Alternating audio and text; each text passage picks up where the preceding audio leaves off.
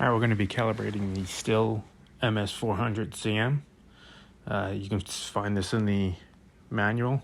I do this almost every time I start it after not using it within the same day. Just because temperature was they're always fluctuating. I'm just going to get it onto the normal idle. And here's where you let this run for about 30 seconds to 60 seconds. And then you full throttle it. And you'll hear it start changing speed, doing little pickups and drops. And then all of a sudden it'll just scream. And then after a scream, it drops back down. And then it's supposed to be calibrated. So I'm just waiting for the 30 seconds here. You can't hear me talking here, so don't worry. I'm saying about the same stuff. And now we're going to pick it up and let it scream. Don't even hear a pop in mine. Got some bar oil in my, a couple drops in my gas tank a while. The last time I ran this, I was an idiot. I cleaned it out and I was popped.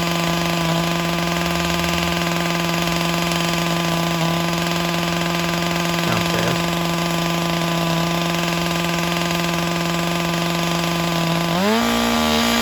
Sounds way fast. So,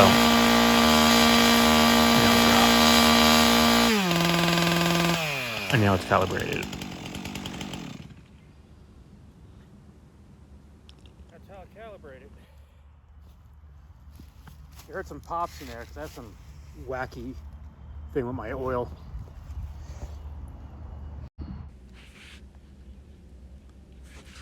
Alright, so I got my chain finally sharp enough at the corners there. It's doing a little too low in the gullet of it. I do like to do that separately, but I was never really filing the actual edge too well. So here I'm actually ripping, which is, you can see it's spitting out a lot of stuff, which is cool. But when I put it on its side, it's taking out huge chips. I'm much happier now that I'm figuring out how to work this chain a bit more.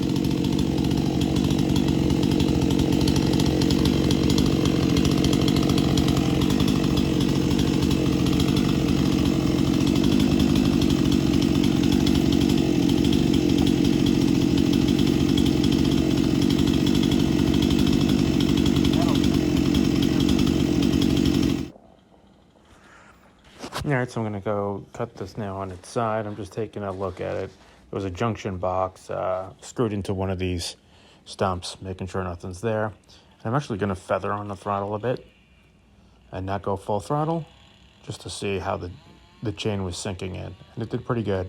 I ran into a couple tough spots, but I fast forward through that part, so you don't have to watch that nonsense.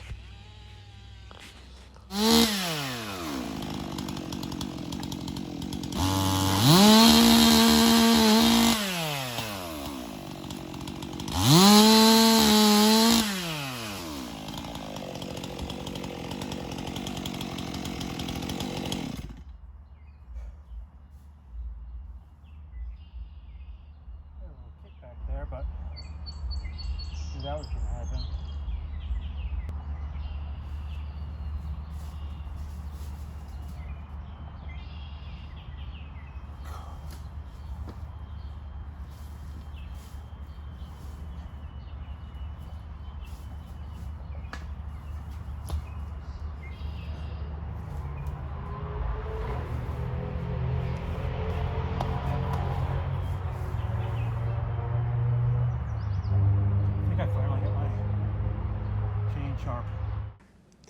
yeah, I'm just taking a look at my chain, admiring my sharpening techniques. Nothing special, just starting to do it right. Yeah, so I'm just trying to keep it out of the dirt a little bit more. I thought since it was such fine, mulchy stuff, it'd be okay, but it dulls it the minute it touches, pretty much. Again, I'm just feathering on and off here, just trying to figure out the right RPMs to be spinning this bad boy at.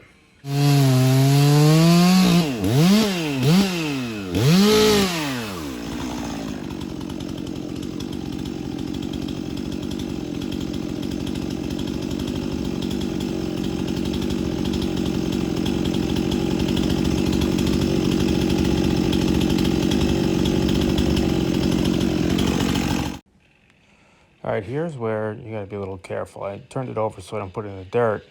Make sure you get your bar far enough in. That top corner there is where the kickback happens, and if it's not in far enough, you're in for a nice surprise of the chainsaw feeling like it's gonna launch to your face. A bit scary. Luckily you have the brake that would probably kick on, but just something to get used to, making sure you're respecting that corner. You'll see the chain bag out when it starts to warm up.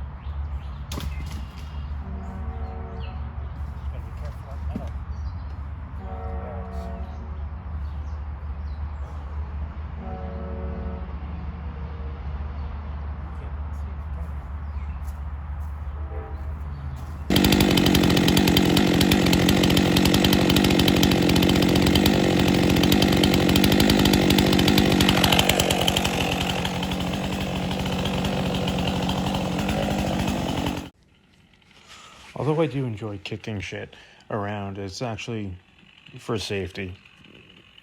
Kick it keep your ground clean, kick it as far as you can. You don't want to be taking a step and all of a sudden your ankle gives out on you because there's a big piece of wood. And on this particular round, again, I'm going slow. This is the one with the junction box on it, as you can see right on the side. I guess I had an outlet, which probably killed the tree. But anyway, I don't know. I definitely started wrong. I started sawing, letting the teeth go into the other side. I'm just so happy with this chain. I'm just letting the teeth go into the top and sink in right away. I should have really just gotten low and held it at the opposite angle so the bottom of the saw of the chain got towards the round towards my side, and then I could have dug the dogs in and just went straight down instead of having to push my body against it. That's never a good thing.